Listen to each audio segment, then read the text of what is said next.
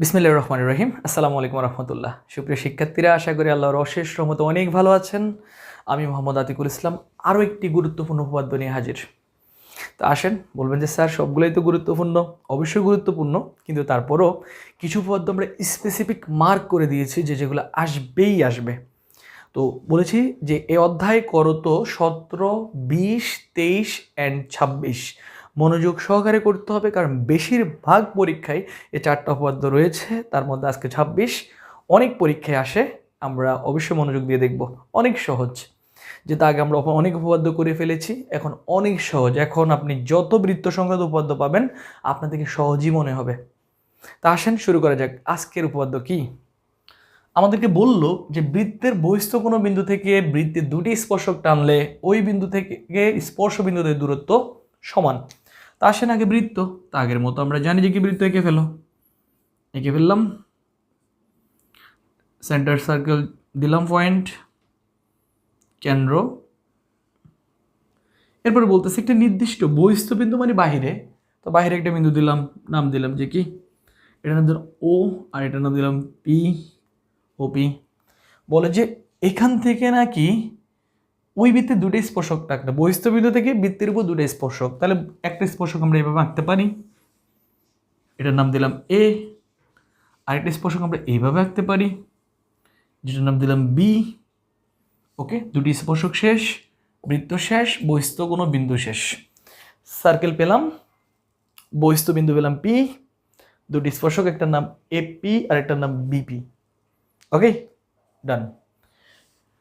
বললে টানলাম, টানার পর ওই বিন্দু মানে পি বিন্দু, ওই বিন্দু মানে কি পি বিন্দু থেকে, বি বিন্দু থেকে স্পর্শ বিন্দু একটা হচ্ছে কি এ বিন্দু, আর একটা হচ্ছে কি বিন্দু বি বিন্দু। তাহলে দুটো স্পর্শ বিন্দু আমরা পেলাম, দূরত্ব সমান। দ্যাট মিনস ওদের কথা হচ্ছে যে পিবি আর পি এ সমান। আরেকবার এটা একটু ক্লিয়ার করে নিই, বহিস্থ বিন্দু থেকে যে দুটো স্পর্শক টানলাম, স্পর্শক নিঃসন্দেহে বৃত্তের সাথে দুটো স্পর্শ বিন্দু সৃষ্টি করেছে। তো স্পর্শ বিন্দু একটা নামে, আর একটা বিন্দুর নাম হচ্ছে বি। ওদের কথা হচ্ছে এই বিন্দু থেকে এর দূরত্ব যতটুকু, এই বিন্দু থেকে এই বিন্দুটার দূরত্ব ঠিক ততটুকু। দ্যাট মিনস ওদের দাবি পি এ আর পিবি সমান, এটা প্রমাণ করতে হবে। তা আসেন আমরা আগের মতো লিখে ফেলি। বিশেষ নির্বাচন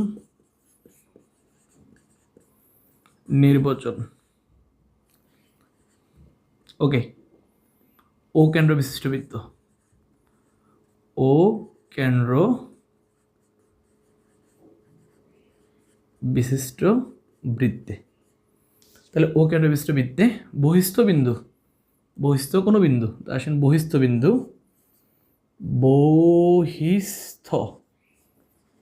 কোনো বিন্দু নাম কি দিব আমরা? বহিস্থ বিন্দুর নাম দিয়েছি কি, বহিস্থ বিন্দু পি পেলাম। ও কেন্দ্র বিশিষ্ট বৃত্তে বহিস্থ কোনো বিন্দু আমরা পেলাম পি, লিখলাম আমরা। এরপর বলছে বৃত্তের দুটি স্পর্শক টানতে হবে, তাহলে বিন্দু পি এবং দুটি স্পর্শক যথাক্রমে, একটা নাম কি দিলাম পি এ, আরেকটা নাম কি দিলাম যথাক্রমে পি এ, আরেকটা দিব কি পিবি। ওকে ফাইন, একটু পর্যন্ত আমরা পেলাম। প্রমাণ কি করতে হবে? দুটোটা সমান। আচ্ছা, প্রমাণ করতে হবে যে পি এ সমান পি বি, আমাদের প্রমাণের টার্গেট। তাহলে সুপ্রিয় শিক্ষার্থীরা, বিশেষ নির্বাচন যেটা রয়েছে সম্পূর্ণ প্রশ্নের উপর নির্ভর করে, এটা বলার প্রয়োজন নেই বলে মনে করি আমি, অনেকবার বলা হয়ে গেল অলরেডি। তো এই পর্যন্ত ক্লিয়ার আশা করি। এবার আসেন অঙ্কন কি করা যায়। তো আমরা সকলেই জানি যে কোনো উপপাদ্য পূর্বের উপপাদ্য দিয়ে প্রমাণ করতে হয়, অথবা অন্য কোনো উপপাদ্য, অথবা এটা কি বলে ত্রিভুজ অথবা চতুর্ভুজের মাধ্যমে প্রমাণ করতে হয়। তো আমরা আগে বলেছিলাম আগের ক্লাসে যে আমরা 26 প্রমাণ করবো 25কে দিয়ে। আসেন 25-এ বলতেছে যে কি, বৃত্তের স্পর্শবিন্দুগামী ব্যাসার্ধের উপর স্পর্শক নাকি লম্ব, স্পর্শবিন্দুগামী ব্যাসার্ধের উপর স্পর্শক নাকি কি লম্ব। তাহলে সেই অনুযায়ী আমরা কি করতে পারি, স্পর্শবিন্দুগামী ব্যাসার্ধ একটা নাম দিতে পারি কি ওবি, আরেকটা স্পর্শবিন্দুগামী ব্যাসার্ধের নাম দিতে পারি কি ও এ। ওকে ফাইন, দেওয়ার পর আমরা দেখতেছি যে এখানে যদি যোগ করে দিই আমরা দুটো ত্রিভুজ পাচ্ছি। এখন ওপি যোগ করি, তা আমরা লিখবো এখানে অঙ্কন আগে, অঙ্কন কে ও কমা বি যোগ করি, ও কমা বি কি করলাম যোগ করি, তারপর ও কমা এও কি করি যোগ করি, এবং ওপি যোগ করি। সবগুলা সিরিয়াল ধরে আমরা কি করলাম যোগ করে দিলাম। কেন যোগ করলাম সেটা আমরা বলছি আগে। উপপাদ্য বলতেছে স্পর্শবান বিন্দুগামী ব্যাসার্ধের উপর পিবি লম্ব, আবার এখানে ওই স্পর্শ বিন্দুগামী ব্যাসার্ধের উপর এপি একটা লম্ব। আসেন অঙ্কন গেল, প্রমাণ।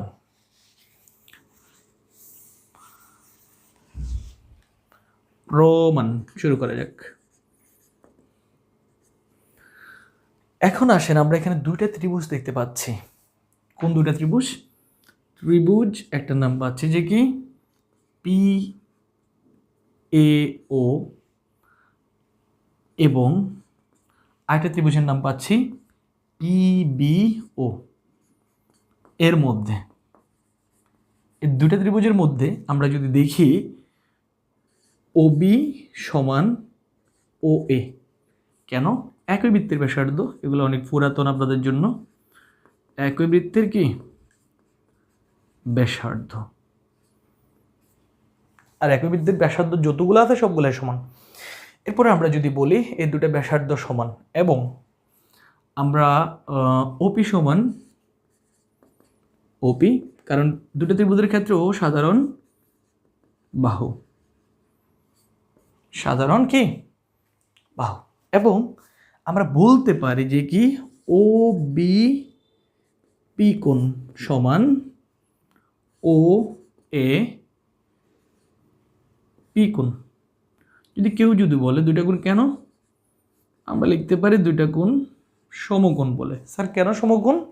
একটু আগে উপপাদ্য 25 সম্পর্কে আমরা যেটা বললাম যে স্পর্শবিন্দুগামী ব্যাসার্ধের উপর স্পর্শক লম্ব, তাহলে ওপি যদি ব্যাসার্ধ হয় পিবি তার উপর লম্ব, আর লম্ব মানে কত ডিগ্রি কোণ? 90 ডিগ্রি কোণ। আবার যদি ওই যদি স্পর্শবিন্দুগামী ব্যাসার্ধ হয় তাহলে পি একটা লম্ব, আর তাহলে এটা কত ডিগ্রি কোণ? 90 ডিগ্রি কোণ। তো আসেন এই ক্ষেত্রে আমরা অলরেডি শিখে ফেললাম ও বিপি আর কি ও এ পি দুটা 90 ডিগ্রি কোণ আমরা লিখলাম সমকোণ। আশা করি ক্লিয়ার। এরপর আমরা সবাই জানি যদি দুটি ত্রিভুজের মধ্যে দুটি বাহু এবং একটি কোণ সমান হয় তাহলে ত্রিভুজ দুটো আমরা কি লিখতে পারবো? সর্বসম লিখতে পারবো। সুতরাং ত্রিভুজ পি এ ও সর্বসম ত্রিভুজ, আরেকটার নাম কি পি বি ও। আর সর্বসম মিন্স আমরা জানি কোণ সমান কোণ, বাহু সমান বাহু, না অর্থাৎ আমরা আগেই বলেছিলাম এ টু জেড মিল থাকবে, তো সেই অনুযায়ী আমরা লিখতে পারি। সুতরাং পি এ সমান পিবি, অর্থাৎ এই ত্রিভুজের যেহেতু এ বাহু সমান এ বাহু, এ কোণ এ কোণ সমান এ কোণ, এবং এই বাহু সমান এই বাহু সাধারণ বাহু বলে, তাহলে নিঃসন্দেহে কি এ বাহুটা সমান আমাদের এ বাহু হবে। তা আসেন শুরু করে, আমরা লিখে দিলাম পি এ সমান পিবি, আমাদের টার্গেট ফিল আপ প্রমাণিত। তো সুপ্রিয় শিক্ষার্থীরা, অনেক সহজ উপপাদ্য বাট অনেক বেশি গুরুত্বপূর্ণ, বিভিন্ন পরীক্ষায় আসে। আর আমি তো বললামই 26 সহজ হলো 25 জানি বলে, 25 যদি না জানতাম 26 সহজ হতো না, এখানে 25 শিখতে হবে বাধ্যতামূলক। তো এতটুকুই থাকলো ক্লাস। পরবর্তী ক্লাসগুলো নিয়ে আমরা আবারও হাজির হব।